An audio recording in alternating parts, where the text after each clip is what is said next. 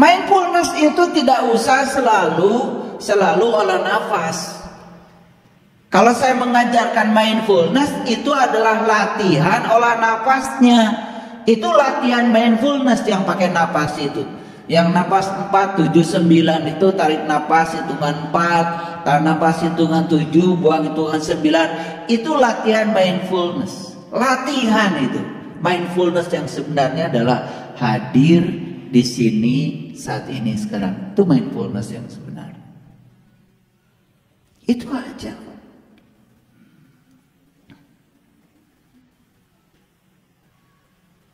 Oke, baik, kita teruskan dulu. Jadi damai itu apa? Tidak ada perang. Kalau saya tanya, apakah sekarang tidak ada perang? Secara fisik memang nggak ada perang. Kalian tidak sedang berperang dengan siapapun. Kalian sedang duduk di sini. Tapi perang antara pikiranmu dengan kesadaranmu sekarang sedang terjadi. Perang antara Pandawa dan Kurawa di dalam dirimu yang namanya perang Baratayuda sekarang mungkin sedang berkecamuk. Mungkin. Saya lebih sopan nih ngomong mungkin. Agak sopan nih. Sebetulnya pasti.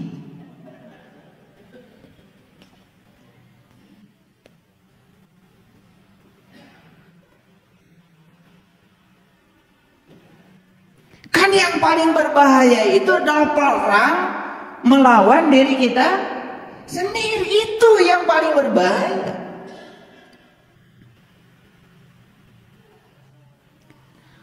Perang melawan pikiran kita sendiri, itu masalahnya. Masalah paling besar dalam hidup adalah bukan masalah yang di luar, tapi masalah terbesar adalah masalah pikiran kita.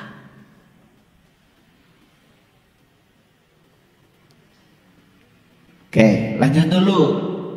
Jadi damai itu apa? Tidak ada perang. Pernah damai.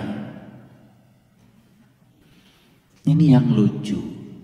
Kalau kalian damai karena bosan perang. Lucu kan?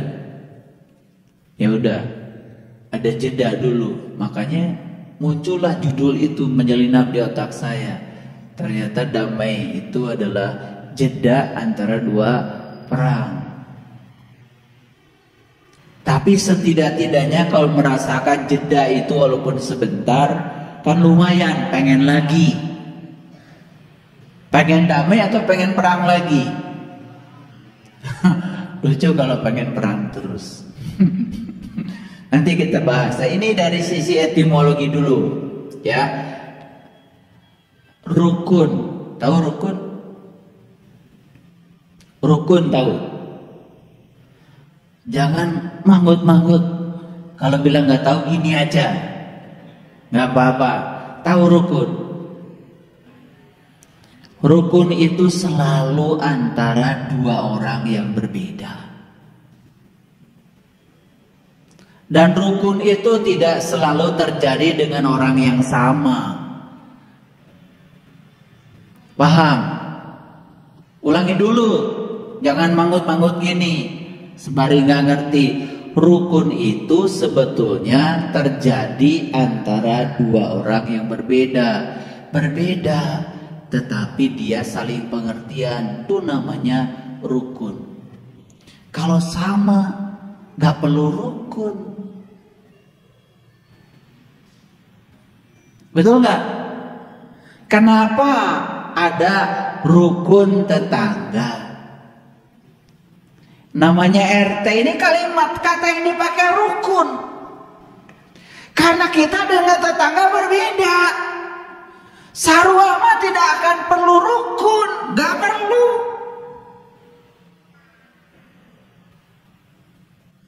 Kenapa ada rukun warga RW?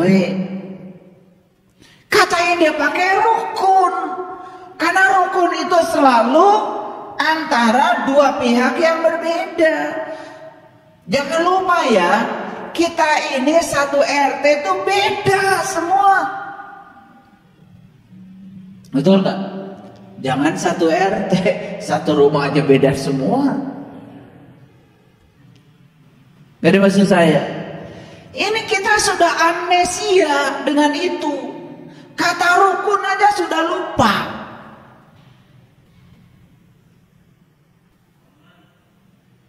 Karena amnesia itu sudah menjadi penyakit yang luar biasa.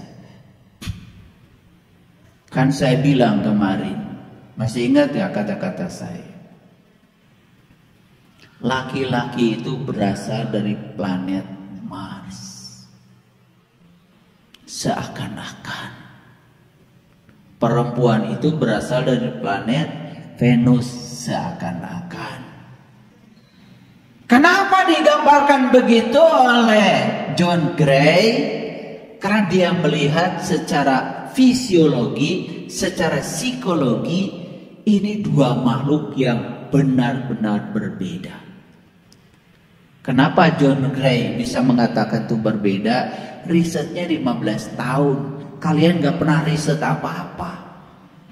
Makanya penglihatannya jadi sumir.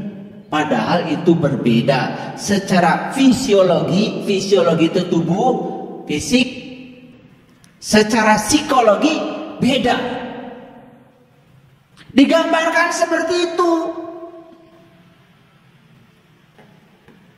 Jadi dulu itu makhluk Mars itu ya cuman pakai teleskop aja. Noong.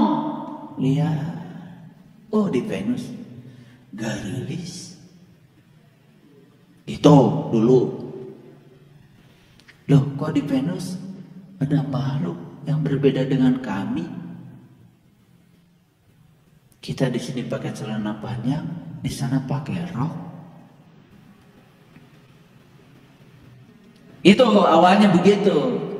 Nah, karena noongnya keseringan, lalu penduduk Mars mulai bikin teknologi supaya bisa pergi ke planet Venus. Dibuatlah pesawat. Lalu penduduk Mars akhirnya mendarat di Venus. Saat penduduk Mars mendarat di Venus, apa yang terjadi? Di situ terjadi rukun. Kenapa? Masing-masing pihak menyadari kalau mereka berbeda. Jadi penduduk Venus ya nanya dulu, apa kesenangan kalian di Mars? Makanan pun disiapkan sesuai dengan Mars. Penduduk Mars waktu mau pergi ke Venus nanya juga, oleh-oleh apa yang kalian inginkan dari kami? Jangan-jangan yang kami bawa salah. Saling tanya. Karena masing-masing masih sadar kalau mereka berbeda. Terjadilah perkawinan antara penduduk Mars dengan Venus. Seserahan terjadi dari Mars ke Venus. Waktu seserahan terjadi, tidak ada perang. Setelah perkawinan pun tidak ada perang. Waktu di Venus. Karena masing-masing masih sadar kalau mereka berbeda. Ada pengertian. Ada kesediaan untuk menerima perbedaan itu. Nah, yang jadi masalah itu penduduk Mars dengan Venus setelah menikah, tinggal di Venus, ingin rekreasi ke bumi. Itu masalah. Ingin bulan madu di bumi. Lalu mereka pergi ke bumi. Begitu selesai bulan madu, pagi-pagi bangun, lupa kalau mereka berbeda. Didinya pasel mulai. Jadi sebetulnya berantem itu terjadi saat mereka amnesia, ketika mereka tidak sadar kalau mereka berbeda. Tadi dia di dunia para seanate, di Venus mah dulu itu. Karena masing-masing pihak pasti menyadari kalau mereka berbeda. Nah sekarang nih, kalau ingin damai, satu kuncinya sadari oleh kalian bahwa kalian berbeda. Eureun atuh. Eureun. Pasel wae. Nah, makanya ada kata-kata berdamai. Nah, berdamai. Berdamai itu berarti berbalik kembali atau berbaik kembali. Nih, perang,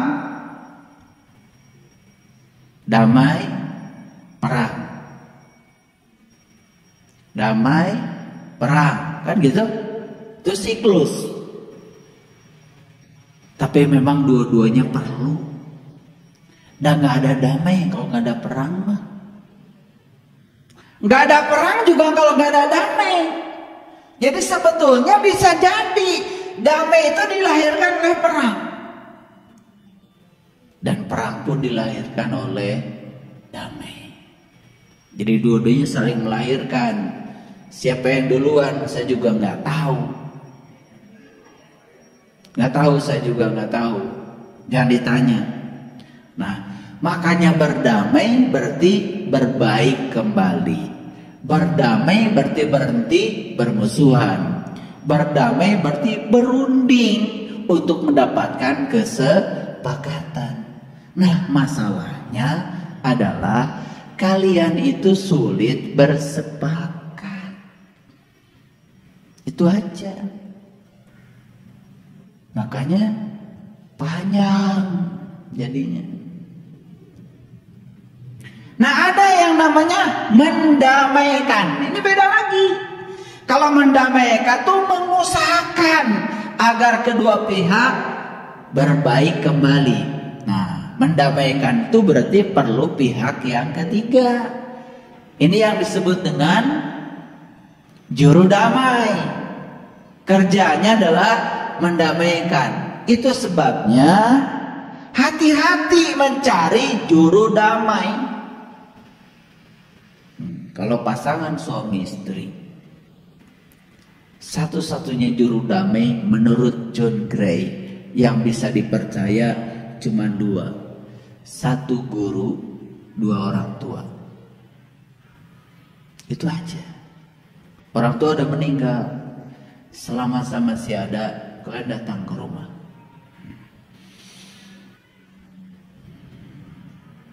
Nanti kalau datang ke rumah, saya cuma menyadarkan amnesia kalian bahwa kalian berbeda. Itu aja. Gak lama kok. Cuman saya sadarkan kalian berbeda. Itu aja. Insya Allah langsung ada pengertian. Itu aja sebetulnya. Sederhana. Nah, ada yang namanya perdamaian. Perdamaian berarti penghentian permusuhan. Jadi ada damai, ada berdamai, ada mendamaikan, ada yang namanya perdamaian. Ada lagi memperdamaikan. Nah, memperdamaikan berarti menjadikan berdamai atau mendamaikan, membuat berdamai. Ini kaya sekali bahasa kita itu, luar biasa. Makanya saya kupas supaya ngerti. Nah, ada lagi terdamaikan, berarti dapat didamaikan. Siapa yang terdamaikan? Yang dapat didamaikan. Kapan dapat didamaikan? Kalau ada kesepakatan. Gak maksud saya. Itu aja kok. Nah, ada lagi pendamai. Nah, ini berarti juru damai. Ada lagi kedamaian. Nah, kedamaian berarti keadaan damai. Mau kedamaian? Nah, yang dicari oleh kita adalah kedamaian. Semua kata dasarnya damai. Betul nggak? Bisa berdamai, bisa mendamaikan, bisa perdamaian, bisa memperdamaikan, bisa terdamaikan, bisa juga berdamai dan kedamaian. Nah, yang mau kita cari adalah keadaan damai. Itu adalah hasil akhirnya. Itu damai. Nah, sekarang kita bahas dulu perang itu apa, supaya ngerti. Jadi perang itu adalah sebuah aksi fisik atau non fisik. Nah, kalian harus paham, perang itu tidak selalu fisik. Bisa juga non fisik. Itu yang non fisik berarti namanya perang dingin. Lucu ya, serumah, bahkan sekasur, tepatannya bisa begitu ya.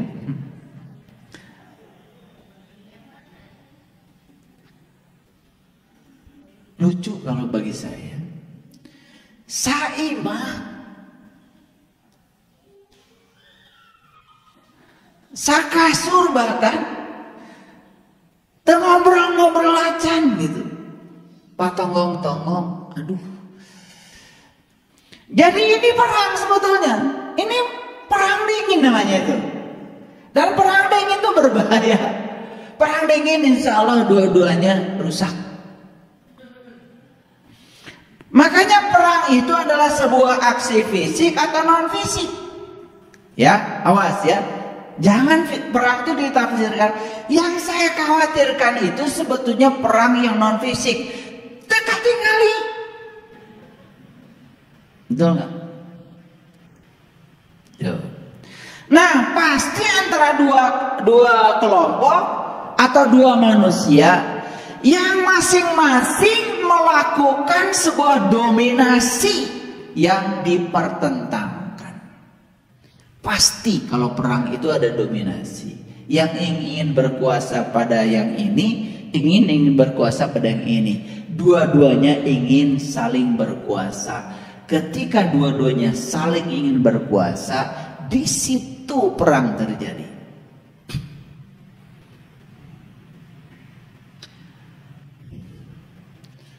Mengelehan.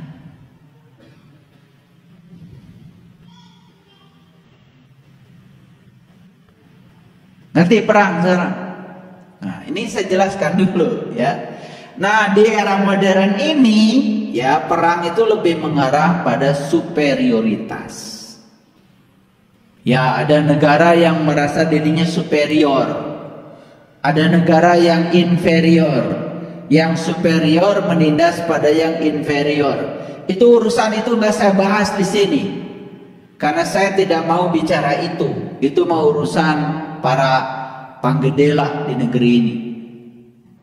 Kita bicara yang ada hubungannya dengan diri kita aja. Apakah dalam diri kita ada superioritas? Pertanyaannya.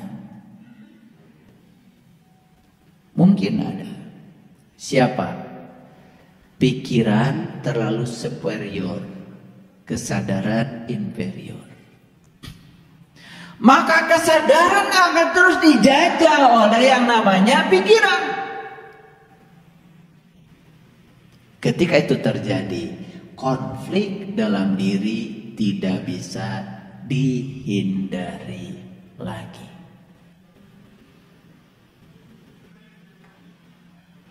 Jadi perang antara Sri Rama dengan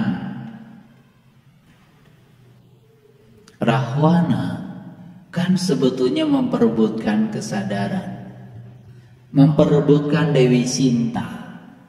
Dewi Dewa itu memperebutkan kesadaran sebetulnya, karena ada kesadaran yang hilang.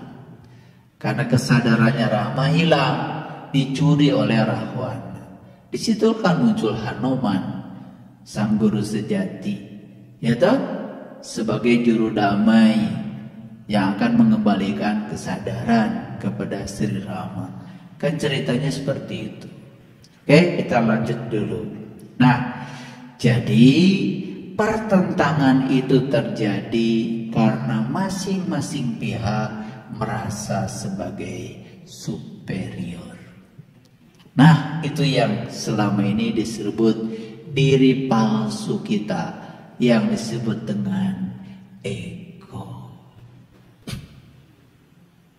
Makanya belajar spiritual itu sebetulnya adalah bukan mematikan ego, tetapi mengendalikan ego.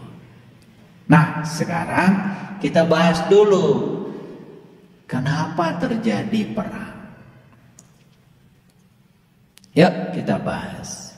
Jadi ternyata perang itu merupakan turunan sifat dasar manusia yang dari dulu sampai sekarang tetap, di mana manusia senang mendominasi. Ya, di mana manusia senang bersaing. Nah, ketika dia itu ingin mendominasi, dia menganggap orang lain sebagai kompetitor, orang lain itu sebagai musuh, dan orang lain sebagai pesaing. Apa yang terjadi? Dia ingin memperkuat eksistensi dirinya dengan cara menundukkan pihak lain. Betul? Kan sebetulnya perang yang terjadi itu adalah si pihak yang ingin eksistensi dirinya diakui, ingin mendominasi pihak lain dengan cara menundukkan pihak lain. Nah, kenapa? Karena pihak lain dianggap sebagai musuh. Itu salahnya. Nah, sekarang muncullah pengertian dalam diri kita, ternyata semua hal yang disebut dengan antagonis atau yang disebut lawan oleh kita selama ini diubah dari kata lawan menjadi mitra, diubah dari kata musuh menjadi seseorang yang akan menguatkan kita. Di situ pengertian muncul, perang tidak terjadi. Nih contoh, saya lebih gampang mencontohkan pasangan. Ya, ketika pasangan itu berbeda dengan kita, ketika pasangan itu tidak mengikuti apa yang kita mau, kan kita menganggapnya dia itu adalah musuh selama ini. Nah, pengertiannya diubah dari kata musuh menjadi mitra. Ternyata pasangan saya dihadirkan ke semesta untuk meningkatkan kedewasaan saya. Begitu kita lihat dia sebagai mitra, bahkan dari kata musuh berubah menjadi guru. Ini ada pengalaman yang dahsyat kemarin waktu saya coaching di kesehatan holistik. Ada seorang ibu umurnya 69 tahun. Saya tanya, penyakitnya apa? Saya stroke. Loh, kok bisa? Gimana ceritanya? Nah, itu yang membuat saya marah sama Tuhan. Wow, langsung intonasi naik. Nah, itu yang membuat saya marah sama Tuhan.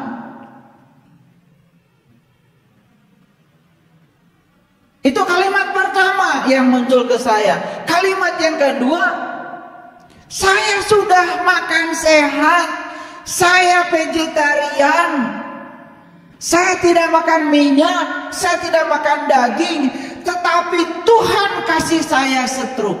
Nah, dua kalimat itu membuat saya terperanjat.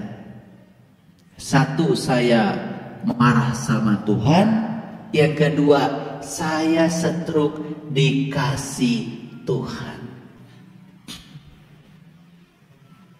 Gimana saya menyadarkan orang semacam ini? Dia mau berobat kemanapun gak akan sembuh, karena dia memposisikan Tuhan sebagai pemberi penyakit. tidak menjadikan Tuhan sebagai healer, tidak menjadikan Tuhan sebagai penyembuh. Karena ketika sudut pandangnya belum diubah, berobat kemanapun gak akan sembuh. Saya cari akal gimana menjelaskannya. Lalu saya ingat manusia itu punya 5 tubuh. 1 tubuh spirit, 2 tubuh intuisi, 3 tubuh mental, 4 tubuh energi, dan yang kelima adalah tubuh fisik. Saya bilang, kalau Anda sudah makan sehat, yes, tapi Anda baru ngurus 1/5 dari tubuh Anda, yaitu tubuh fisik Anda. Dan riset menyatakan stroke, cancer, dan segala macam penyakit, penyebab utamanya adalah 50% spiritual, 25% mental, 15% hubungan sosial. Saya tanya lagi kepada beliau, bagaimana dengan spiritual Anda? Apakah Anda sudah tahu siapa diri Anda? Mulai saya tanya. Itu cara saya menterapi. Apakah sudah tahu Tuhan Anda? Apakah Anda sudah kenal siapa diri Anda yang sebenarnya? Terus saya hajar aspek spiritualnya. Ternyata angkat tangan. Di dimensi itu saya tidak tahu. Apakah Anda sudah bisa mengendalikan pikiran Anda dari masa lalu dan masa depan? Apakah Anda sudah bisa hadir di sini saat ini sekarang? Apakah Anda sudah damai? Terus saya ajar situ. Ternyata mulai angkat tangan. Saya tidak memiliki dimensi itu. Jadi pantas kalau sekarang stroke. Akhirnya saya tanya terakhir, siapa penyebab stroke Anda? Saya sendiri. Nah, setelah mengatakan saya sendiri, baru saya munculkan beberapa ayat dalam kitab suci. Saya baca di dalam kitab sucinya beliau, karena beliau agamanya Nasrani, ya. Di situ dikatakan Tuhan adalah seorang penyembuh. Tuhan adalah healer. Dalam bahasa Quran, faiza maridtu fahuwa yasfin. Dan ketika kamu sakit, aku penyembuhnya. Tidak ada satu ayat pun yang mengatakan Tuhan pencipta penyakit. Yang ada Tuhan adalah penyembuh. Saat itu kemudian saya bimbing doa. Saya bimbing doa. Yuk kita doa sekarang. Saya bimbing doa. Tuhan, aku datang kepadamu dan aku minta maaf. Karena selama ini aku salah menempatkan Engkau dalam pikiranku. Maaf jika aku menyangka kalau penyakit ini datang darimu. Padahal Engkau adalah kasih. Engkau adalah sumber kasih bagi diriku. Tidak mungkin seorang kasih menyampaikan dan merampas kesenangan dari diriku. Terus saya bimbing sampai nangis. Dan setelah itu wajah beliau berubah cerah dan tangannya menjadi sangat ringan.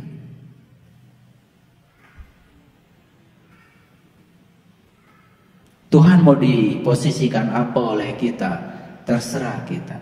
Tuhan mau dijadikan bapak, dia akan jadi bapak. Tuhan dijadikan ibu, dia akan jadi ibu. Tuhan dijadikan kekasih, dia akan menjadi kekasih kita. Tuhan tergantung sangkaan kita. Oke, ngerti pengertian perang? Jadi perang itu selalu ada dominasi. Perang itu selalu ada persaingan. Perang itu akibat dari kita memandang orang lain sebagai musuh. Ada perang orang tua dengan anak? Kenapa bisa terjadi perang? Karena tidak ada pengertian. Orang tua menganggap anak itu adalah sebagai makhluk lemah yang pantas untuk dieksploitasi oleh dirinya. Dan orang tua tidak pernah membuka demokratisasi buat anak. Urusan pendidikan diatur orang tua. Urusan pekerjaan atur orang tua. Urusan jodoh orang tua juga yang ngatur. Tiga besar itu orang tua ikut campur. Bahkan saat anak menggunakan sepatu terbalik, orang tua langsung turun tangan. Bukan begitu pakai sepatu. Begini caranya. Anak kita sudah kehilangan kesempatan menggunakan sepatu terbalik karena dirampas oleh kita waktunya.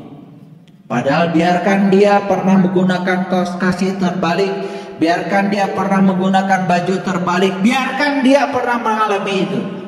Dan dia akan merasakan pakai sandal terbalik itu jatuh. Dan biarkan dia jatuh sementara waktu karena dia salah menggunakan sandalnya. Karena kebaikan sudah dilahirkan dari keburukan. Bagaimana anak kita bisa menjadi dirinya sendiri kalau semua hal selalu saja dirampas kesempatannya oleh kita?